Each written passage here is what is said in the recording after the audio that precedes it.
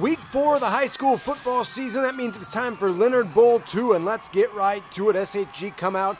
The running game was important on Friday night. TAVION WHITAKER 6 yards to the left. It was 7-0. No Wes Lunt on Friday for Rochester, so it's Austin Green. He hooks up with Zach Grant. That touchdown made it 7-7. Back comes the running game. If Whitaker's the pounder, then that means Chris Harris is the speedster in that SHG backfield. 21 yards to the house, 14-7.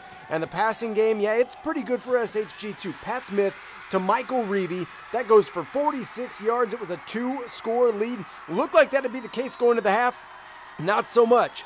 Green, 28 of 56. Another touchdown to Grant. He had both of them. It was 21-14 in the second. But that's when things started to fall apart. 4 turnovers for Rochester on the night. This fumble landed on by SHG, and they would capitalize. The first CS8 loss for Rochester ever. Their first loss at home since 2008. Ken Leonard gets Leonard Bowl 2. 42-14 was the final. To be honest with you, it's bittersweet. It's great that we win, but it's when it's your own blood, I love them, and it's good.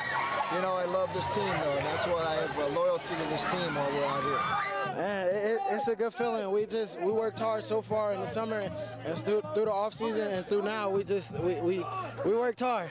We usually don't beat ourselves in that first half. We did some things that we usually don't do, and but it was a great victory, and we beat a really, really good football team, and very explosive, and I thought our defense really played well. And we knew the Green kid could run as well as throw, and he hurt us on it with his legs.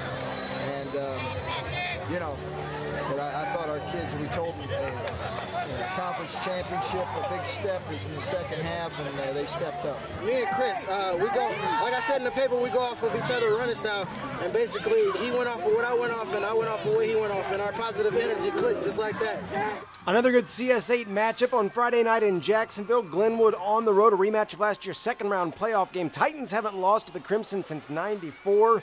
They wouldn't lose again on Friday. Joy Giovanelli started the scoring, 7-0 Titans. Andy Mills answered, 15-yard touchdown run. We're knotted up at 7. It would be that way all through the first half. And would somebody please vote for Donovan Hammonds for the prime-time player this week?